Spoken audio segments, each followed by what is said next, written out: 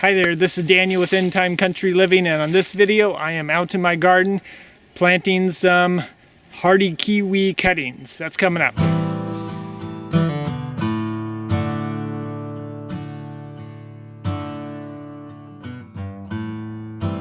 So as some of you may know, I was at the Sweet Home, Oregon fruit propagation show here, and just about a week ago, well, not quite a week ago here, last Sunday here, less than a week ago, and I was going through just what they had available there, getting some prune starts or plum starts, or not starts, but cuttings, scion wood, and also some different apple varieties that I wanted. I was going to graft on. And they had some hardy kiwi, which I've been wanting for quite a while here. I've tasted them at the Home Orchard Society fruit show. They have them for sampling there, and I thought, wow, these are really good. They're not your normal kiwi. They're about the size of a very large grape, or a little larger than that even. And they're very sweet, and they don't have fuzz on them, so you can just eat the skin too, which I think is very beneficial. But most people can't hack the furry skin on a normal kiwi. I usually just slice them up and eat them anyway. But so anyway, I was able to get some cuttings, and of course with kiwi you need a male and a female, so I made sure I got a male and a female cuttings. And so now the female one wasn't labeled. Most of them weren't labeled there as far as what variety they were. The male ones, they had a couple different ones. The male one I chose there was called Anne. Don't know much about it. I don't think it really matters much. Someone mentioned that they all taste pretty much the same. They have slightly different colorations in the fruit, so there's not that much variation in there. So just happy to get one of them. There is something called Isis or something like that, or Isus, or variety that in a female is supposed to be self-fertile for the most part. I didn't see that one there, and I didn't even know about it at the time. So anyway, hopefully it turns out well. So I wanted to just cover a little bit about preparing the soil and how to root a cutting out in your garden like that. So you can do it in a pot. I haven't had a whole lot of success doing it in pots, but that could be if you like doing it that method. I like just getting it out in nature, where it would naturally be growing out there. As long as it isn't in the extreme heat and drying it out too quick, it should do fine. Probably add a little bit of shade or something like that when the days get a little warmer here. So here are my cuttings I got here. Put them in a bag here because I wetted them down in the house. Just ran them underneath the water a little bit to wet them down because I want to be able to stick some rooting hormone to the majority of it here, and it doesn't stick very well on dry surfaces, so a good wet them down a little bit before you stick them in the or sprinkle it over a little bit of the rooting hormone, so that helps it stick.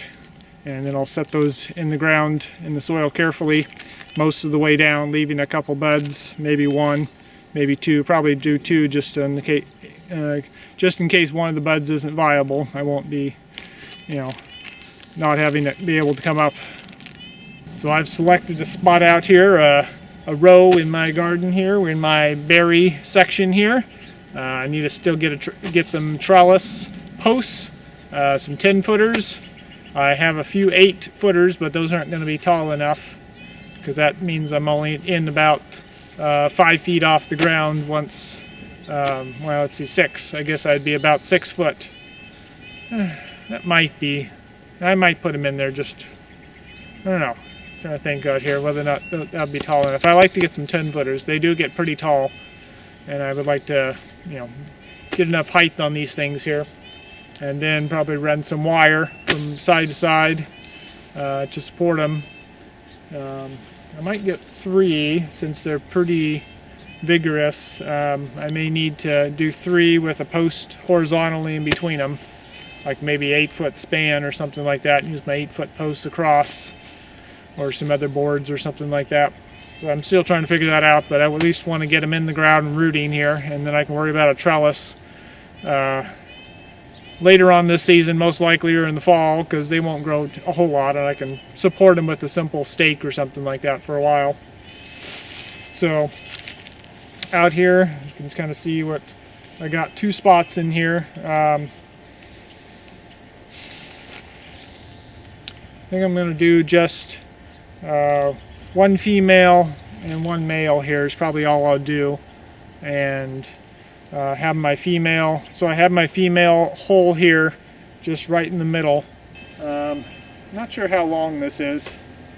This is probably 15 feet or so of bed space that I've dedicated to this for right now.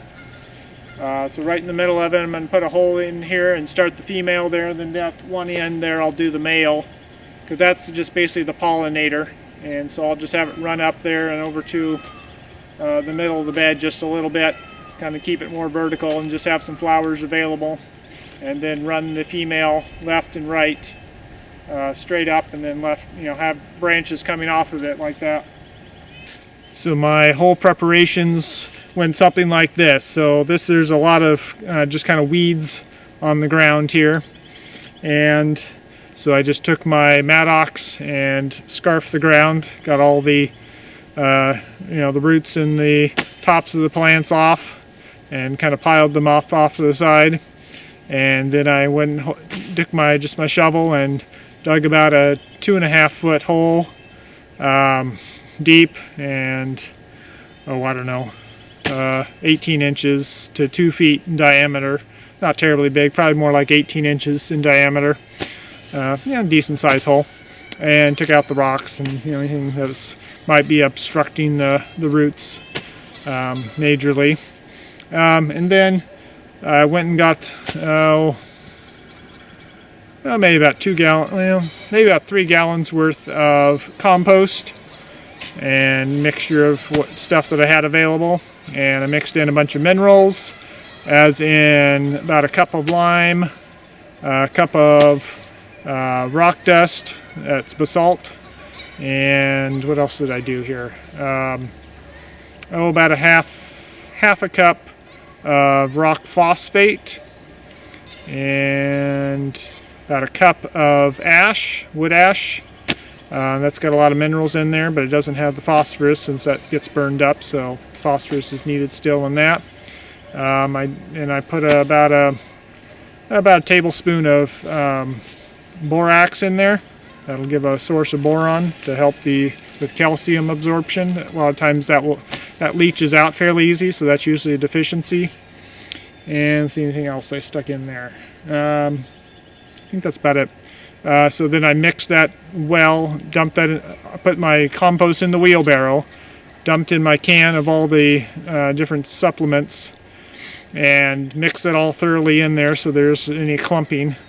And then I sprinkled that a couple shovelfuls on top of my dirt pile my pile that I had made from digging out the hole, all the topsoil. And then as I scooped up underneath to scoop the soil back in, actually hold on, forgot one thing.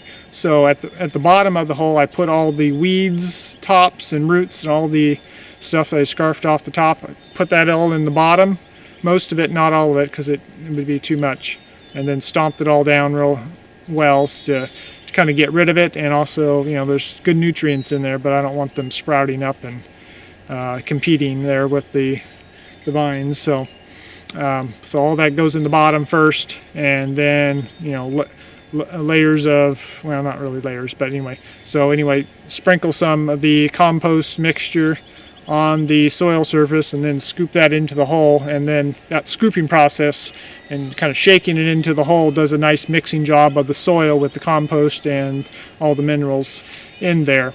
That seems to work really well, rather than trying to do layers and then trying to scoop and mix and stir it up a little bit in the hole. That doesn't work terribly well. So this way it's just a dump. You're basically scooping, and when you scoop off all the compost, you can't see anything more for the most part.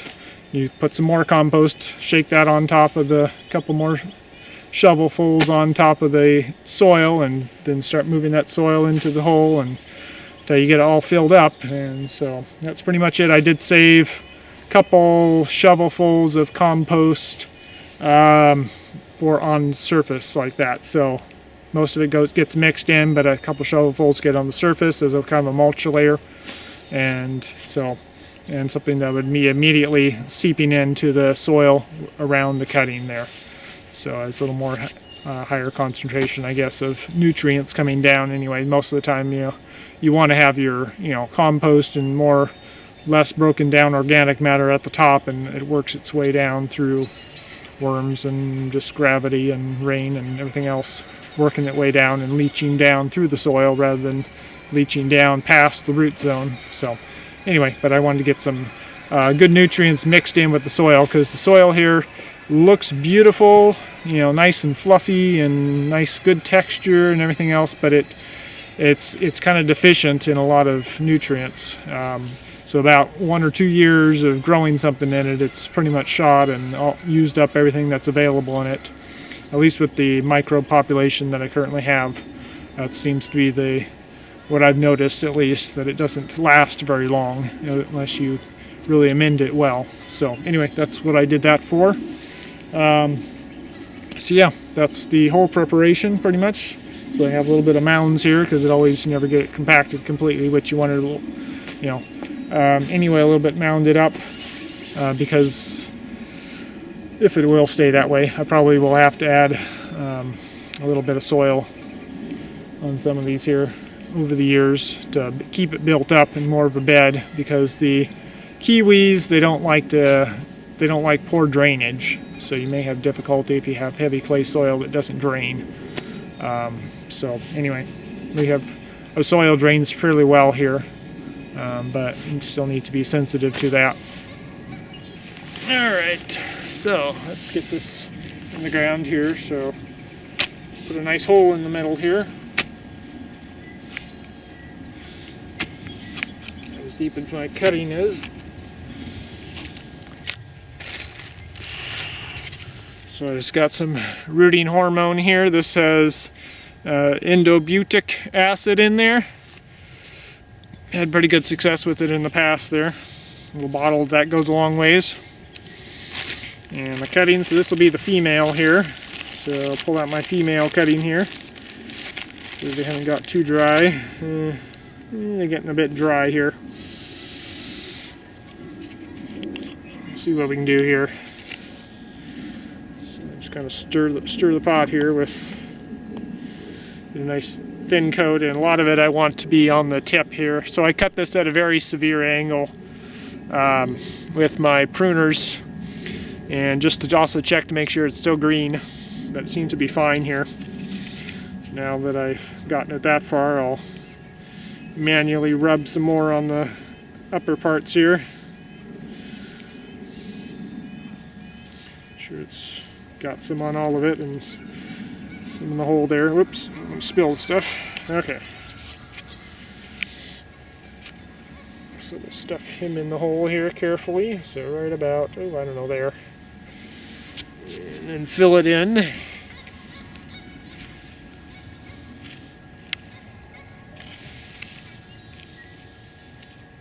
Okay.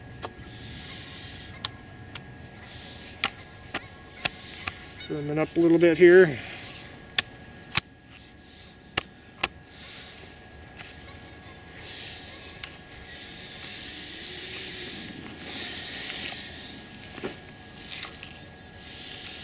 Okay, I'll leave my label on there. Let's see here, I want two of the little buds here. There's one up here, and then there's one down there. So, all right, so there is my hardy kiwi planting. I did that also for Jostaberry, and I think I showed a video of that as well. It should be coming out before this one does, so you should have seen that already. If you haven't already, go check it out. I also got some elderberry. I'm not sure what I'm going to do with the stuff, but hey, it's nice, just an extra bush to have around. Not actually sure where I'm going to put the thing. Hey, I might put it in my hedgerow. I'm just thinking that would be a good spot to put it. Although they get kind of big. Maybe I can just keep it pruned and then propagate it more later to other places, maybe. I don't know. Anyway, it might be a good place to actually keep an eye on the thing to make sure it actually roots well and has good soil. So maybe I'll put it in my hedgerow. So anyway, got to do that for that as well. And then I got a bunch of grafting to do here. The things are starting to bud out, and I think the sap is starting to move, and that's a good time to get things grafted out there. So I'm excited to try that. I also got a plumot. That'll be fun to try. I'm gonna probably put it on one of my Brooks prune tree over there. Let's see here, what else is going on around here. Oh, and my plums, my other little seedling plums. I'm gonna get those grafted. And I'm not sure when I'll probably just put on my Red Delicious. I'll probably put most of my grafts. Yeah, probably something like that. Maybe a few on my Gravenstein or something like that. I got some Gravensteins from across the street at an old Gravenstein tree that produces some very nice apples. Very extra large, I think, because of the variety or the genetics, or it could be just that particular spot, although it isn't particularly well. I mean, there's some cattle that run around there and leave manure, but other than that, it doesn't get much, and definitely doesn't get watered. So I would think more the genetics is what's causing it to be large than, you know, where it's growing, but could be just the age, who knows. But anyway, the owner of the tree said, oh yeah, this is a great variety of Gravenstein because these get huge. So I don't know. Anyway, got a bunch of cuttings and gonna give it a try. So I also took a bunch of cuttings of my Brooks plum tree there. So I want to graft those on to my other seedling plum trees. And yeah, that's pretty much it. So I will catch you guys on the next video. God bless and happy spring. All right, bye-bye.